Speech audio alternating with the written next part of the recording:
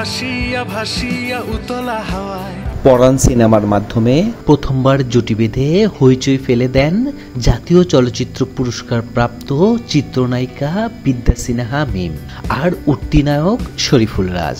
সবাই ভেবেছিল এই জুটিকে নিয়ে আরো কিছু ভালো সিনেমা নির্মাণ হবে, কিন্তু তা আর হয়নি। মিম রাজের দ্বিতীয় ছবি দামাল এর প্রচারণার সময় তৈরি হয় ঘোলাটে পরিস্থিতি।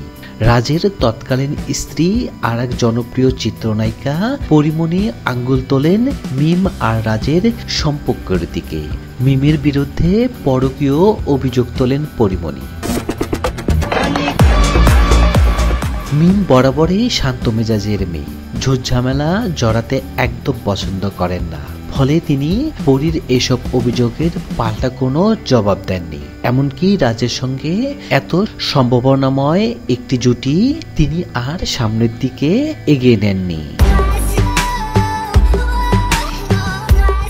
মিডিয়া পাড়ায় গুঞ্জন রয়েছে এরপর মিমের কাছে ভালো নির্মাতাদের একাধিক প্রস্তাব গেছে রাজের বিপরীতে, কিন্তু তিনি নাকচ করে দিয়েছেন, কারণ তিনি চাননি রাজের সঙ্গে কাজ করে আবার অযথা কোনো ঝামেলা জড়াতে। প্রেমে হাসিয়া ভাসিয়া উতলা হাওয়া।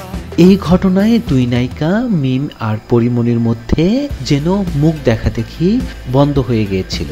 তাদের দেখা তো দূরের কথা, একে অন্যের রীতিমতো এড়িয়ে চলতেন। তবে সময়ের পরিক্রমায় এই দুই নায়িকাকে আবারও এক মঞ্চে দেখা গেল। শুধু কি দেখা গেল না, রীতিমতো গলাগলি করেন, যেন কতদিন পর দেখা হয়েছে পুরনো দুই সখীর। এই ঘটনা ঘটেছে ঢাকা ফ্যাশন ডের মঞ্চে।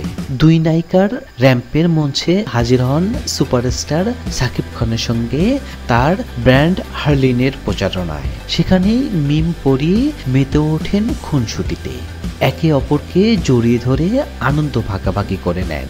মঞ্চে তখন শাকিব খান ছাড়াও পূজা চেরি, সাবিলা নূর, ইমন থাকলেও কয়েক সেকেন্ডের জন্য সবার দৃষ্টি চলে যায় মিম পরির দিকে। তাদের এই হাস্যোজ্জ্বল দৃশ্য দেখে কেউ কেউ তো অবাক হয়েছে। অনেকেই ভেবেছেন তাদের কি মিটে গেছে দুই নায়িকার মধ্যকার মনোমালিন্য।